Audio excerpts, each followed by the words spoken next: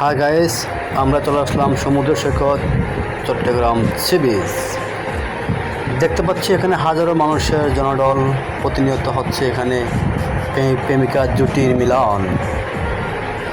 দেখা যাক সি বিচের দৃশ্যগুলো, দেখতে থাকুন, সাথে থাকুন।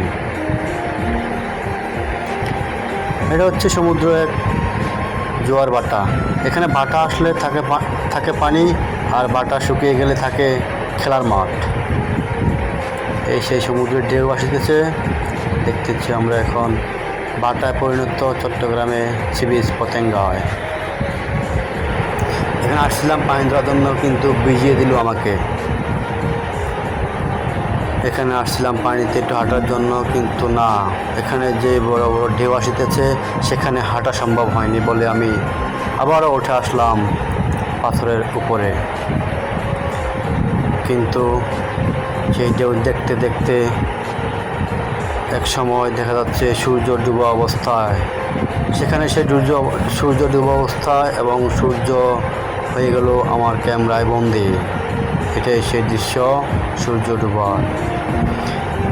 এরপরে চলে আসলাম উপরে, দেখা যাচ্ছে সেখানে হাজার মানুষের ঢোল এবং প্রেমের জুটি।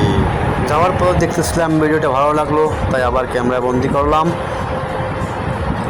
আসলেই সেটা হলো আমাদের সি বিচে ঢোকার যে চৌরাস্তা, সেই চৌরাস্তার সামনে গেলে দেখবেন, দেখতে থাকুন।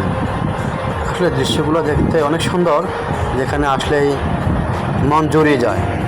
বিশেষ করে যে একটা আবহাওয়া আর যে একটা বাতাস, সেই বাতাসে আরও মন প্রাণ জুড়িয়ে যায় আমাদের চট্টগ্রাম সি বিচ পতেঙ্গায়। এসে আমাদের টানেল না, তবে এইটা টানেলে ঢোকার মুখ নয়, ঢোকার যে মুখ বা রাস্তা বলেন, সেটা দেখা যাচ্ছে একটু সামনে। দেখতে থাকুন, সাথে থাকুন। এটা হলো টানেলের সামনে যে চৌরাস্তা, ওই রাস্তাটা। এখানে দৃশ্যটা দেখেন, গাড়ি টার্নিং করতেছে, ঘুরে এসে এখান দিয়ে যাবে ওই সাগরপাড় রোড, আর ওইদিকে গেলে যাবে পতেঙ্গা সমুদ্র সি বিচ। হ্যাঁ, আমরা এখান দিয়ে এসে এটাই হলো আমাদের টানেলের প্রবেশ রোড। এখান দিয়ে টানেল প্রবেশ করতে হয়। আর এটাই হলো আমাদের চট্টগ্রাম সি বিচের সাথে যেই টানেল। এ হলো আমার বড় ভাই, সাথে ছিল